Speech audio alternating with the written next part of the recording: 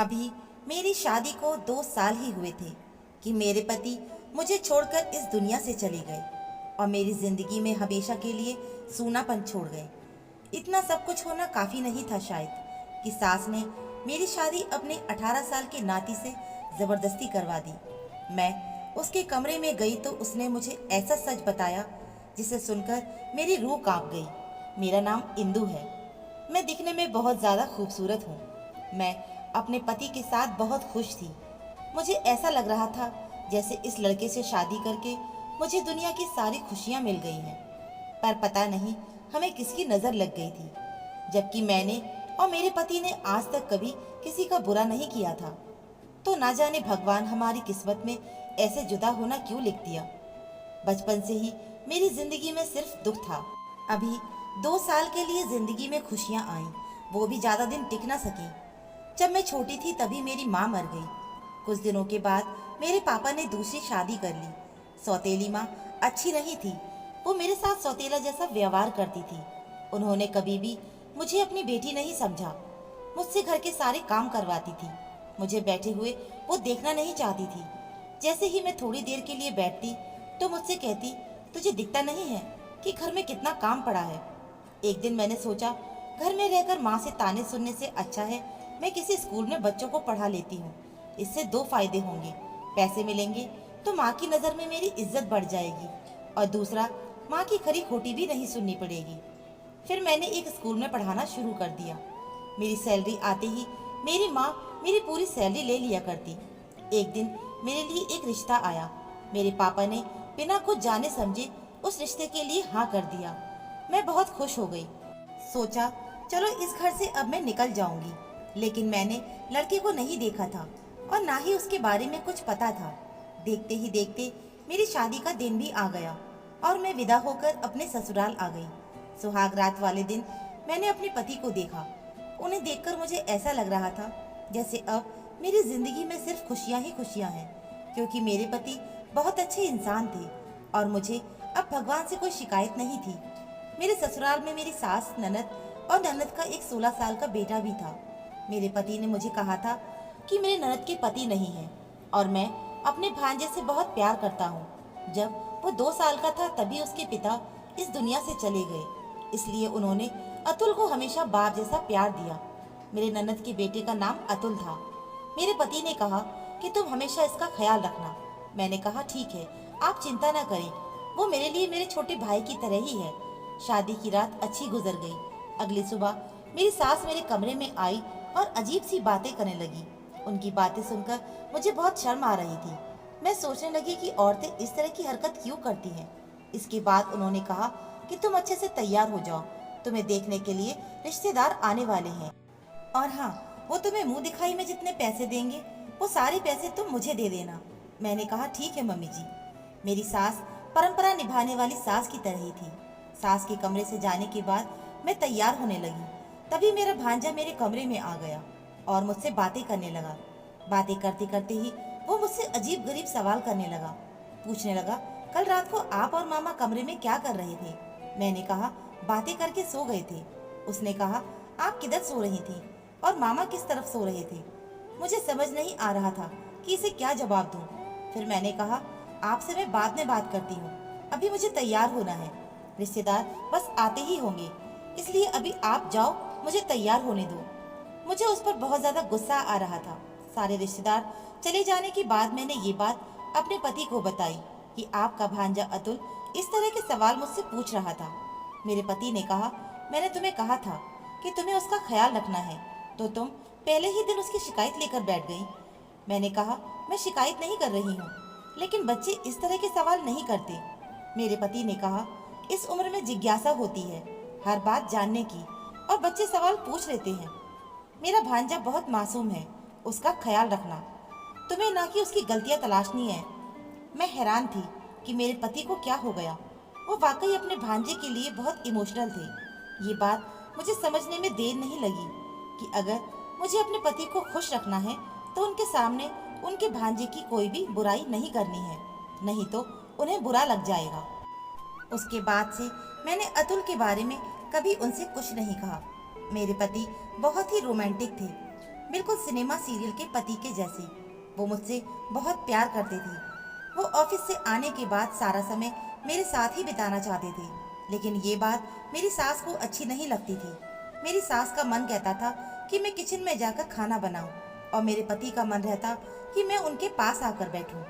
मेरी सास हमेशा मुझे ताने दिया करती कि इस लड़की ने आते ही पता नहीं मेरे बेटे पर कौन सा जादू कर दिया है। हमेशा मेरा बेटा इस लड़की के साथ ही चिपका रहता है। अब तो इसको कुछ दिखता ही नहीं है। मेरा मन तो करता है कि मैं अपनी सास को जवाब दूं, लेकिन मेरे पति ने कहा था कि मेरी माँ से हमेशा इज्जत से बात करना, उनका ख्याल रखना। इसीलिए मैं उनको कोई जवाब नहीं देती थी और हंसकर रह जाया करती थी। और मेरी शादी को 2 साल होने वाले थे। बहुत अच्छी जिंदगी गुजर रही थी अपने पति के साथ। ये 2 साल कैसे बीत गए कुछ पता ही नहीं चला।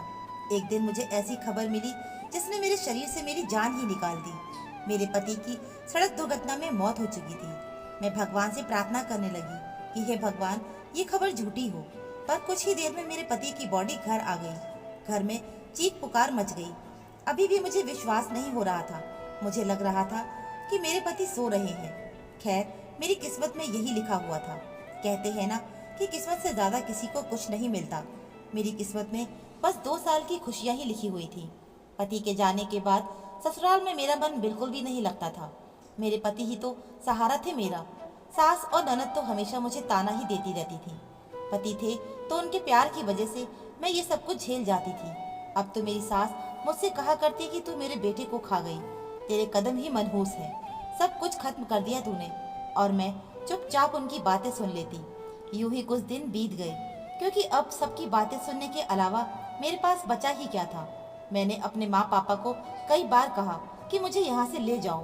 कुछ दिन बाद मेरे माँ पापा मुझे लेने आए तो उन्होंने मेरी सास से कहा कि हम इंदु को अपने साथ ले जाना चाहते हैं। मेरी सास कहने लगी, ये मेरे बेटे की विधवा है, मैं इसे यहाँ से नहीं जाने दूंगी। मेरे पापा ने कहा, आपका बेटा इस दुनिया में नहीं रहा, इसका यहाँ पर क्या काम। तो मेरी सास कहने लगी, इसकी वजह से ही तो मेरा बेटा गया है। ये भी चली जाएगी तो मेरे घर में कोई कमाने वाला नहीं है। मेरी एक बेटी है, वो भी विधवा है, और उसका एक बेटा है, वो भी स्कूल में पढ़ता है। और अब ये मेरे बेटे की जगह कमाएगी और हमारा घर चलाएगी। मेरे पापा और मेरी सास के बीच इस बात को लेकर काफी बहस हुई। आखिर में नतीजा ये निकला कि मेरी दोबारा शादी कर दी जाए तो फिर मैं इस घर में रह सकती हूँ। मेरी सास ने अपने कुछ रिश्तेदारों को भी बुला लिया, लेकिन इस घर में एक ही मर्द था, वो था अतुल। उसके साथ मेरी शादी करने की बात होने लगी। सबने कहा, छोटा है तो क्या हुआ, ये लड़की कौन सी 40 की है, इस तरह से ये इस घर में ही रह जाएगी और फिर से इस घर की बहू बन जाएगी। लेकिन मैं अपने भांजे अतुल के साथ शादी कैसे कर सकती थी। पर मेरी सास ने मेरी माँ पापा को राजी कर लिया। तब मेरी सौतेली माँ ने कहा कि एक विधवा के लिए रिश्ता कैसे मिलेगा, इसलिए इसकी शादी अतुल से ही हो जाएगी तो वही अच्छा है। मेरे माँ पापा मुझे छोड़कर जा चुके थे। कुछ दिन बाद मेरी शादी मेरे भांजे के साथ करवा दी गई, जिसको मेरा पति अपना बच्चा कहता था और जिसको मैं छोटा बच्चा समझती थी। इतना तो मैं अपने पति की मौत पर भी नहीं रोई थी जितना इस बात पर रोई, चीखी चिल्लाई, लेकिन किसी ने भी मेरी बात नहीं सुनी। उसके बाद मैंने जिद की थी कि मुझे भांजे के साथ कमरे में नहीं जाना, लेकिन मेरी सास और ननद ने कहा कि आज सुहाग रात है, अगर तू कमरे में नहीं गई तो फिर कुछ बुरा हो जाएगा और तू मेरे बेटे के बाद मेरे नाती को भी मारना चाहती है। लेकिन मैं अतुल के साथ कमरे में नहीं गई। अगले दिन मेरी सास ने मुझसे कहा, तुझे नौकरी करनी होगी। उसने मोहल्ले से ढेर सारे बच्चे इकट्ठे कर लिए और अब रोज 40 से 50 बच्चों को ट्यूशन पढ़ाती थी।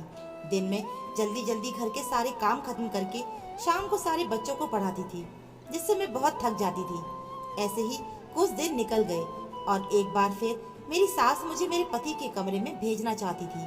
मैं अपने भांजे के कमरे में जाने से घबराती थी।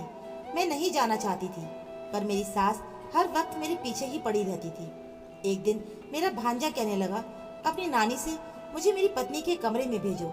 मुझे लगा कि अभी तो वो बच्चा है, अभी उसे शादी के बारे में कुछ भी नहीं पता कि पति पत्नी का रिश्ता क्या होता है। मेरी जिंदगी तो बर्बाद हो गई थी। मेरी जिंदगी में अब कुछ बचा ही नहीं था। एक दिन मैंने सोच लिया था कि अब मैं इस घर से भाग जाऊंगी, लेकिन भागकर जाती कहाँ, और अगर भाग भी जाती तो तो जिंदगी भर बदनामी का ठप्पा लग जाता। मैं इज्जतदार बाप की बेटी थी और मैंने सारी जिंदगी इज्जत से गुजारी थी, तो कैसे अपने परिवार का नाम बदनाम कर सकती थी। ऐसे ही मेरी शादी को 1 महीना गुजर गया और मैं अभी तक अपने भांजे के कमरे में नहीं गई थी। एक दिन मेरी ननद ने चिल्लाना शुरू कर दिया।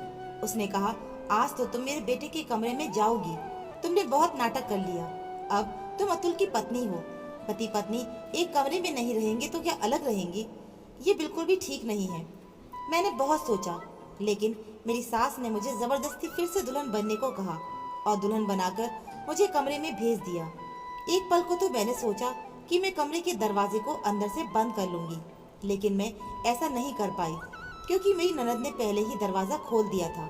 थोड़ी देर बाद मेरा भांजा मेरे कमरे में आ गया।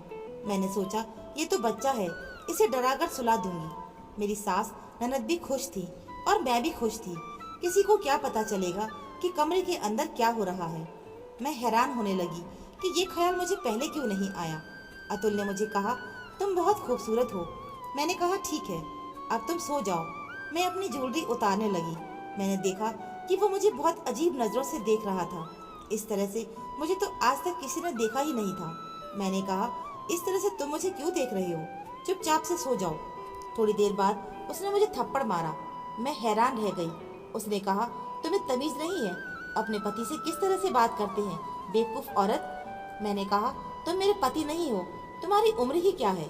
उसने कहा, तुम मुझे पहले ही दिन से पसंद आ गई थी। तुम्हें पता है तुम्हें पाने के लिए मुझे क्या क्या करना पड़ा? अपने बाप जैसे मामा को मारना पड़ा क्योंकि मैं तुम्हें पाना चाहता था। ये सुनकर मेरी रूह कांप गई। उसने अपने मामा को मारा था। उसने कहा कि उसने मामा की कार के ब्रेक फेल कर दिए थे, जिसकी वजह से उनका एक्सीडेंट हो गया और वो दुनिया से चले गए, जबकि ये सोची समझी साजिश थी। मैं हैरान रह गई।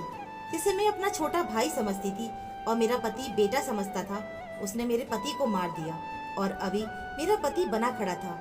ये कोई मासूम बच्चा नहीं था, ये एक शैतान था जिसने अपने मामा को मार डाला। मुझे तो कुछ समझ ही नहीं आ रहा था। मैं वहां से भाग जाना चाहती थी, चीखना चिल्लाना चाहती थी, लेकिन उसने मुझे अपनी तरफ खींच लिया। लेकिन मुझे जब पता चला कि मेरे पति की मौत नहीं बल्कि उसे मारा गया है, अगले सुबह मैंने सास और ननद को सारी बातें चीख चीख कर बताई, पर किसी ने मेरी बात पर यकीन नहीं किया। उन्होंने कहा कि ये कभी अपने मामा को मार ही नहीं सकता, बल्कि तुम झूठ बोल रही हो क्योंकि तुम इससे शादी नहीं करना चाहती थी। मेरे पास एक ही रास्ता था, खुदकुशी करना, लेकिन मुझे किसी ने मरने भी नहीं दिया। फिर मैं अतुल के खिलाफ सबूत इकट्ठे करने लगी और फिर मैंने उसे पुलिस के हवाले कर दिया। अब अतुल को उम्र कैद हो चुकी है। मेरी सास ये सदमा बर्दाश्त नहीं कर पाई और वो इस दुनिया से चली गई। उसके बाद मैंने अपनी ननद की दूसरी शादी करवा दी। उसको बहुत ही अच्छा जीवन साथी मिला। उसके साथ मैं बहुत खुश हूँ और अब वो सारा घर मेरा हो गया। उस घर में मैं बच्चों को अब ट्यूशन पढ़ाती हूँ और अनाथालय से एक बच्चे को भी गोद ले लिया और इसी तरह से मेरी जिंदगी गुजर रही है। मैंने कभी नहीं सोचा था कि मेरी जिंदगी में इतना सब कुछ हो जाएगा। दोस्तों, उम्मीद करती हूँ आपको कहानी पसंद आई होगी। कहानी पसंद आई है तो चैनल को लाइक, सब्सक्राइब, कहानी को शेयर करें। कहानी सुनने के लिए आप सभी का बहुत बहुत धन्यवाद।